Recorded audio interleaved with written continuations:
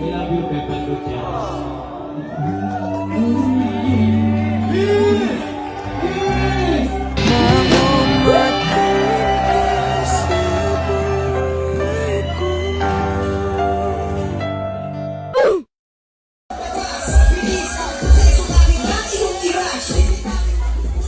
Yun. Magandang gabi sa inyong lahat. Yan. Maraming salamat sa pagdalo ngayong gabi to. Kahit maulan, nandiyan pa rin kayo nakasuporta. Yo, Papastar! Ang dami mo ng ano? Sino na kay Papastar? Lahat tayo may inig din sa ano, no? Yan. Saan ba nakilala si Papa Star? Doon ka ba nakilala? Oo, sa Marble Lobby.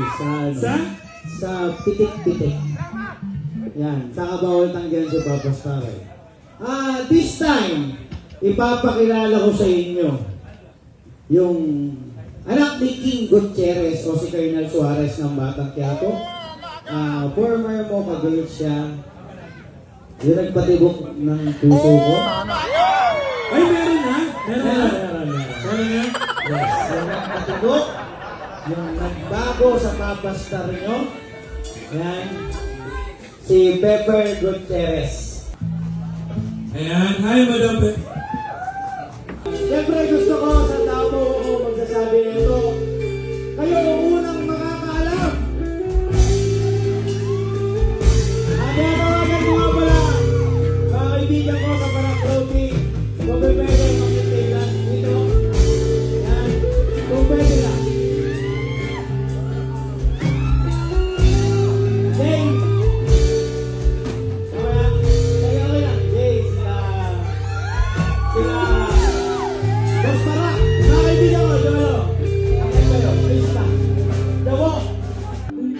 Sabi ko lang, Boss Para, thank you kasi sa event mo ako magsasalita. Sa event mo ako magsasabi ng lahat. Kasi dumating yung time na binago ko ng panahon. Dumating yung time na nasabi ko sa sarili ko na tama na. Enough na. Dave, lagi tayo every time na magbibideo tayo sabihin nyo, Star Power kami dyan. Diba? Tama? Nasabihin nyo sa akin, Star, ano naman, babae na naman, puro kamay na kan. Nasabihin ko sa inyo lahat. Yung nagpatirong ng puso ko at nagbabago sa akin, sa Pepper. Saka, ito na yun. Carbon Lodi is signing off. Kaya nandito yung mga kaibigan ko, kayo lahat, parang floating family. Boss, thank you. Love you. Thank you. Thank you sa inyong lahat. Ito na yung pagbabagong Papa Star nyo! Sorry, hindi na ako unimitik kayo. Ikiligin na kayo ulit. Sobrang mahal kita. Sabihan ako yan. Boss yan. Dito yung last na makikita niyong Papa Star na namimitik ng carbon. Siya lang naman yung nagbago ng buhay ko. At nagturo na tanggapin ko nitong Panginoon. I love you, Pepper Gutierrez.